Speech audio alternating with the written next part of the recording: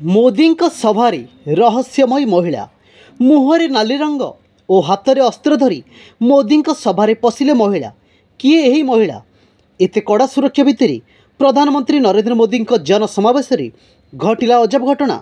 मुहरे नील रंग धारण करी हाथ में अस्त्र धरी सभा भितर नजर आसी जड़े महिला किए यही महिला जनक और किपरि सभा मध्यरु फसी आछंती तांको नै समस्तक मध्यरे एक प्रकार द्वंद्व सृष्टि होईछि। महिला मानक ऊपर अत्याचार घटना पर प्रधानमंत्री को संदेश खली प्रथम साधारण सभा को संबोधित करथिले। एही समय रे नजर आसथिले जड़े महिला जी निजकू रामवेश सज्जित करथिले। केवल सेतिक नुहे श्रीराम भली हाथ में धनुतीर धरी तांका सह फोटो नेबाकू लोकों भिड़ लगी। पर उक्त महिला किए और केउठू आसिथिले से नहीं सुरक्षाकर्मी माने स्पष्ट करथिले।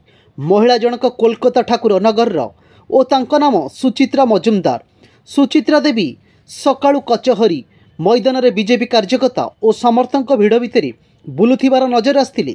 यह व्यतीत रामक वेशरे आसीथिबा महिला जनक देखि लोक माने प्रथमे संदेह प्रकाश करिथिया बेले परे तांको उत्साह देखि खुशी हो जाइथिला।